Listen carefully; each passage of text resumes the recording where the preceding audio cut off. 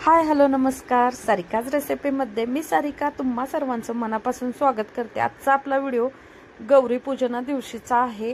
तर सगळ्यात पहिलं सॉरी, कारण आपले व्हिडिओ सगळेच लेट होत आहेत, पण व्हिडिओ मी जितकं जमेल तितकं लवकर टाकण्याचा प्रयत्न नक्की करेन। बघा, सगळ्यात पहिलं तर समोर दरवाजाच्या रांगोळी काढलेली आहे। ही रांगोळी माझ्या मुलीने काढली होती, तर खूप छान अशी तिने रांगोळी काढली होती। बघा, पावलं वगैरे लक्ष्मीची, आणि जी कालच्या व्हिडिओ मधली होती तीही रांगोळी तिनेच काढलेली होती।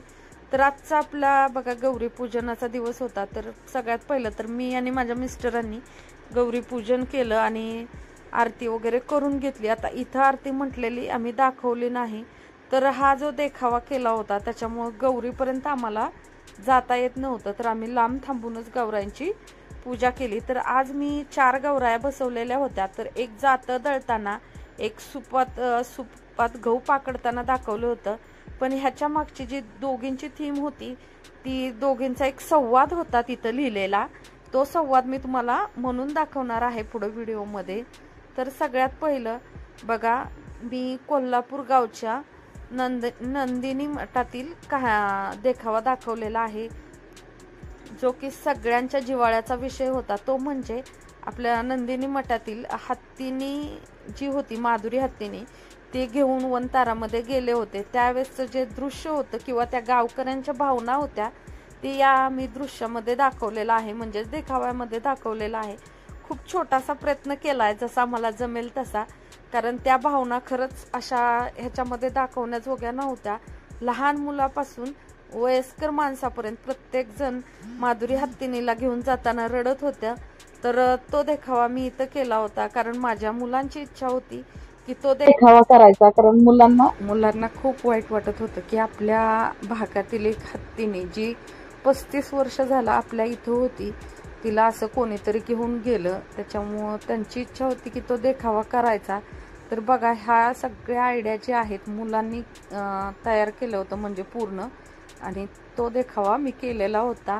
गौरांना साड्या नेसवण्याचं फक्त काम मी केलं होतं, बाकीचं सर्व मुलांनीच केलं होतं। तर खूप छान असं डेकोरेशन त्यांनी केलं। खूप मोठी मुलगी नाहीये, तरी पण तिने खूप प्रयत्न करून ते छान अशी शाळा वगैरे जे बनवायचं ते बनवलं होतं।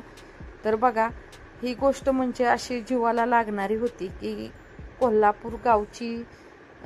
कोल्हापूरमधली ही नंदिनी माधुरी हत्तीने घेऊन गेले, त्यावेळेस किती लहान मुलं वगैरे रडत होती।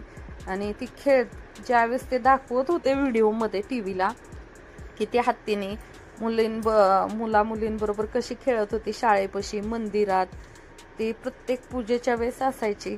तर ते सर्व गावकऱ्यांना खूप दुःख झालं की तिला घेऊन गेले वनतारामध्ये।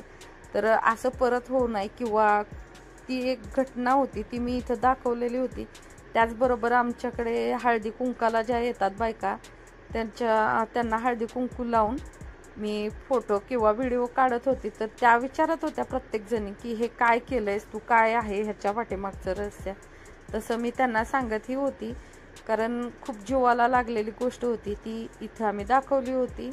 तर बघा, तिथं आम्ही बऱ्याच ठिकाणी संवाद लिहिलेले होते, आता ते व्हिडिओमध्ये क्लिअर आलेले नाहीत, तरी काय काय संवाद जे आहेत ते आम्ही बोलूनही दाखवलेले आहेत। तर मुलांनी लिहिलं होतं ते सांगते मी व्हिडिओमध्ये, कंटिन्यू करा, तुम्हाला त्याच्यामधले जे संवाद आहेत ते दाखवते। बघा, प्रत्येक जण तेच विचारत होतं की तुम्ही काय केलाय देखावा आणि काय लिहिलंय ते, तर तेच चाललं होतं आमचं, वाचून दाखवायचं वगैरे।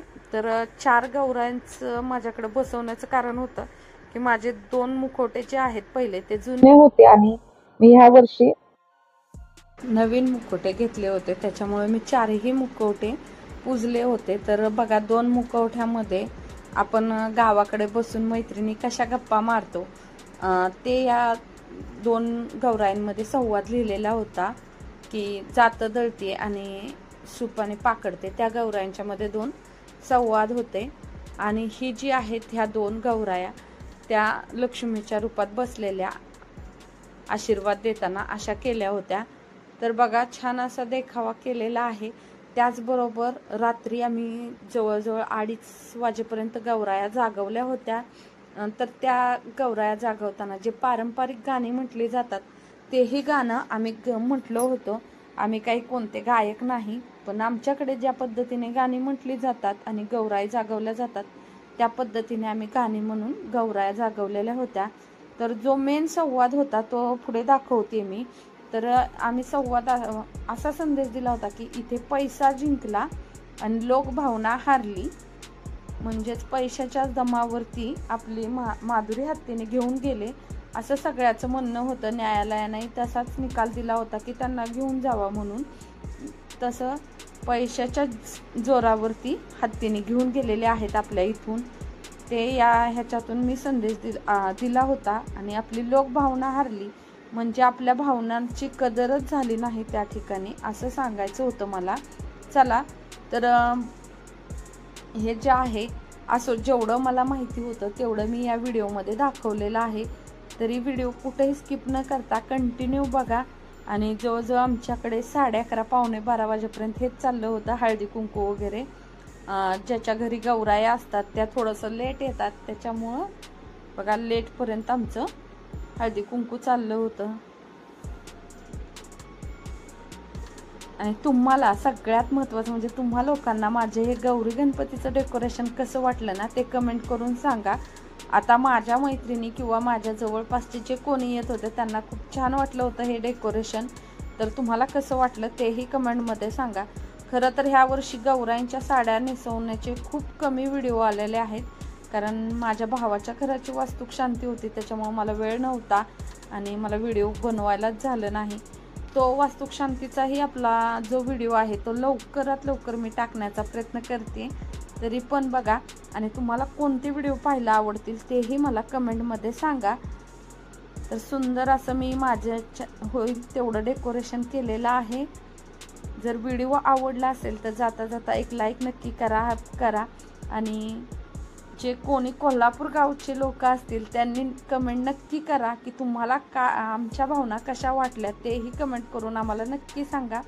की आम्हाला जरी पुण्यात राहत असलो आम्ही तर आम्हालाही गावाकडे काय झालं तर खूप दुःख वाटतं। आणि हा तर एकदम जिव्हाळ्याचा विषय होता तुमच्या, की तुम्ही तिला 35 वर्ष सांभाळलं होतं आणि 35 वर्षानंतर आपली हत्तीने गाव सोडून गेली। ह्याचं जे लहान मुलं रडत होती ना ते पाहून खरंच खूप वाईट वाटत होतं। दोन मैत्रिणी बसून काय संवाद करतायत ते या व्हिडिओमध्ये दाखवले। ते काय थीम केली? अगं वाच ना, कोल्हापूर गावची थीम आहे। तुझ्या गावाशेजारी गाव होतं ना ते? हो का, आमच्या नांदणी गावचे का? हो, वाच बघ त्या दोघी काय म्हणतायत। सुमन, वंदना ऐकलेस का? आपली माधुरी हत्तीला वनतारामध्ये घेऊन गेले। वंदना, हो ग, 30 वर्ष गावात राहिलेली हत्ती गावकऱ्यांनी दूर केली।